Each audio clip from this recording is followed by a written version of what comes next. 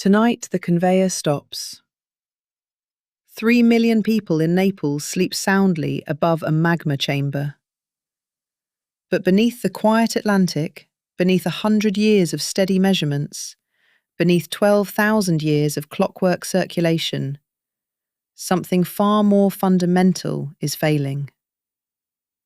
We look out over a quiet ocean. We see a quiet thermometer, a quiet sun angle.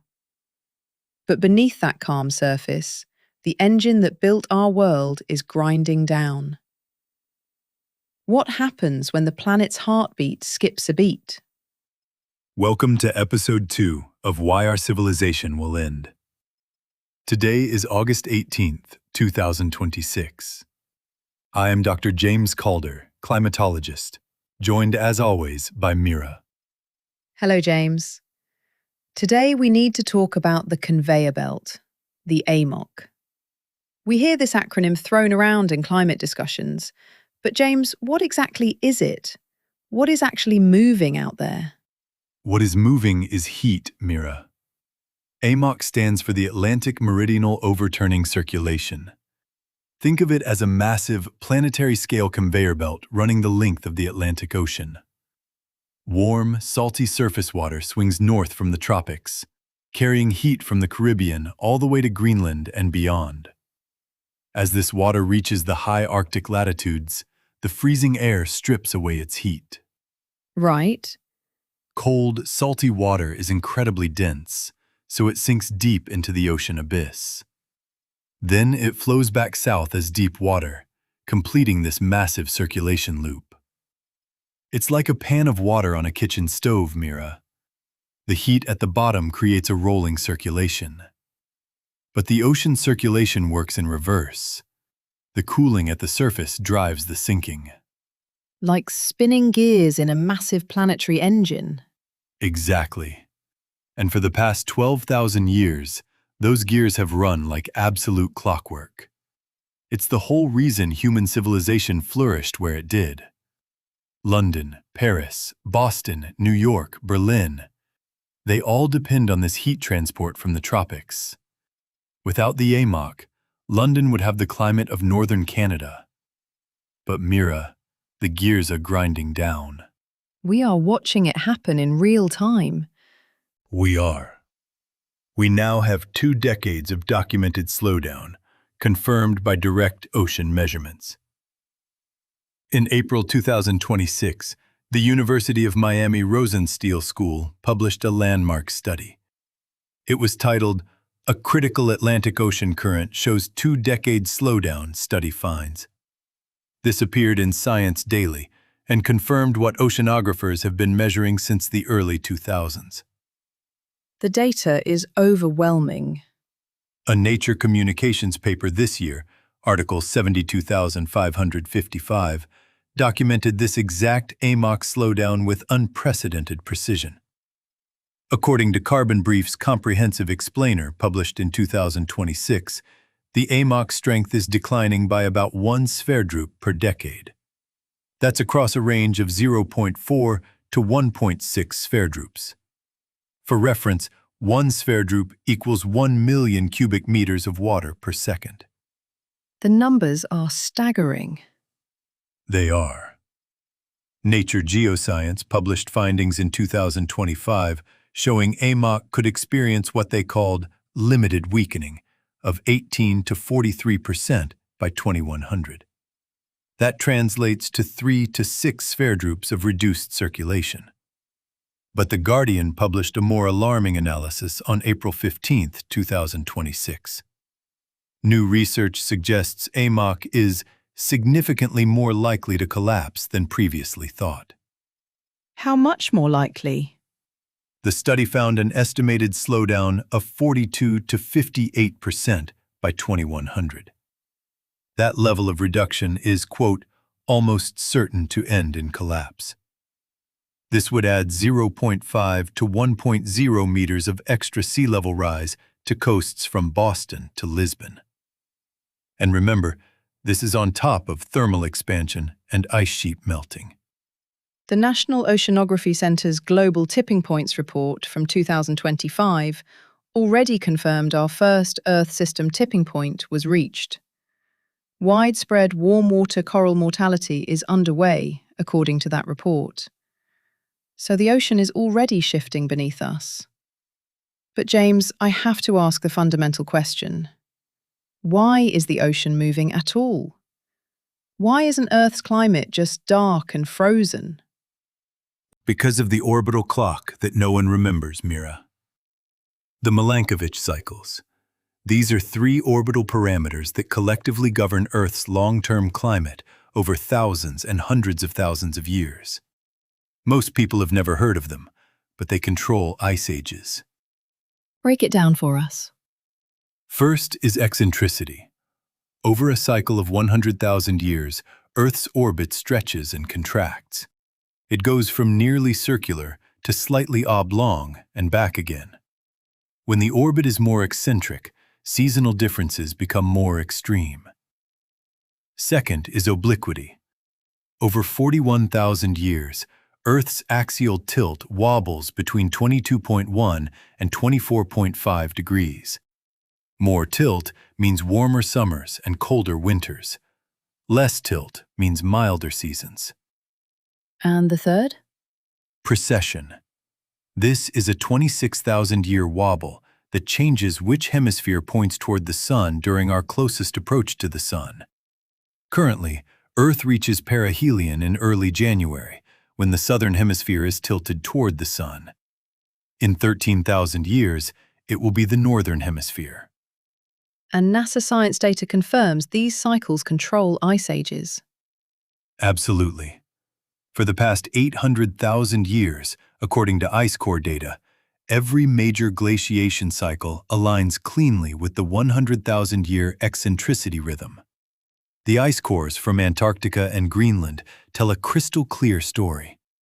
A University of California, Santa Barbara paper from February 2025 confirms we emerged from the last ice age 11,700 years ago. The next natural ice age isn't expected for roughly 10,000 years' time. So we are mid-interglacial. Interglacial number 11 of the current cycle, according to the orbital chronology. We are living in a warm period that should naturally persist for millennia. Then we are juggling 2 different clocks here. We are, Mira. And this is where it gets complicated. The orbital clock says Earth should be slowly, gradually cooling toward the next ice age over the next 10,000 years. But the human clock says we have injected carbon dioxide and other greenhouse gases into the atmosphere at exceptional speed. We are forcing rapid warming on top of natural orbital cooling. 2 opposite forces. Exactly.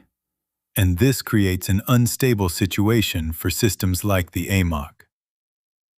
A Nature article published in 2026 titled "Failure to Track a Stable AMOC State Under Rapid Climate Change" estimates the tipping threshold around plus 4 degrees Celsius of global warming. But newer research is more alarming. An August 2026 paper published in physics.org shows that rapid warming pathways could push AMOC collapse much closer to today. How much closer? The paper, titled "Rapid Warming May Tip Atlantic Circulation at 2 degrees Celsius, while slower warming allows more time," suggests the tipping point could occur at just 2 degrees of warming under rapid emissions scenarios. We are already at approximately 1.2 degrees above pre-industrial levels. That puts us dangerously close. It does. And when AMOC collapses, it triggers what climatologists call a tipping cascade. AMOC shutdown leads to European deep freeze. Some models show cooling of up to 10 degrees Celsius annually. It causes sea level redistribution, with extra rise on North American and European coasts. It shifts tropical rain belts, potentially triggering drought in the Amazon rainforest and the Sahel region of Africa. This leads to accelerated permafrost thaw in the Arctic, releasing methane and creating additional feedback loops. The cascade effect. Each tipping point makes the next one more likely.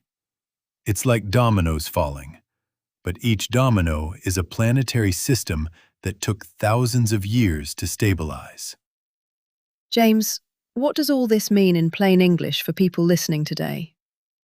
AMOC will not collapse next Tuesday, Mira. It is a multi-decadal risk, not a switch we flip overnight. But the visible slowdown is already happening, and has been for 2 decades. We are in the early stages of a process that could reshape global climate. Walk us through the scenarios. Worst-case scenario, AMOC shuts down completely within the next few decades. Europe experiences climate cooling of up to 10 degrees Celsius annually. London, Paris, Berlin have winters like northern Canada. We see catastrophic regional droughts in the Amazon basin and West Africa as rain patterns shift. Monsoons become unpredictable. Sea levels rise an additional 0.5 to 1.0 meters on North Atlantic coasts. Agricultural zones shift dramatically. And the best case scenario? Human emissions drop rapidly and substantially. AMOC weakens but does not collapse completely. It partially recovers over decades. Natural orbital cooling gradually reasserts itself over millennia as intended. Climate systems re-stabilize at new equilibrium points. But even in this scenario, we face significant disruption during the transition period. What's the timeline for these decisions? The next major decision window is between 2030 and 2060. During this period, cumulative warming will either push AMOC past its tipping point or allow it to stabilize in a weakened but functional state. The choices we make about emissions in the next decade will largely determine which path we take. So, we are essentially conducting an experiment with planetary systems that took 12,000 years to establish the climate our entire civilization is built on. That is exactly what we are doing, Mira. We are testing the stability of systems we do not fully understand and cannot control. And here is the question we would like you to sleep on tonight. If the ocean's conveyor belt is the reason that London, Paris, Boston, Lisbon, and New York have had a temperate climate for the past 12,000 years, if that conveyor slows down by 1/3 or by half, or if it stops entirely, what happens to a civilization built entirely on that assumption? What happens to supply chains that cross an ocean that no longer circulates? What happens to agricultural zones when the rain falls in different places? What happens to coastal cities when sea level redistribution adds a meter of water to shorelines designed for stability? These are not distant theoretical problems. Tonight, no smoke rises from a caldera in Italy. Tonight, no asteroid streaks across the sky. But somewhere in the Greenland Sea and the Labrador Sea, in the deep waters where warm currents should be sinking and beginning their journey south, the density of the water is dropping. Drop by drop. Measurement by measurement. Decade by decade. The conveyor belt that built our world is winding down. Good night.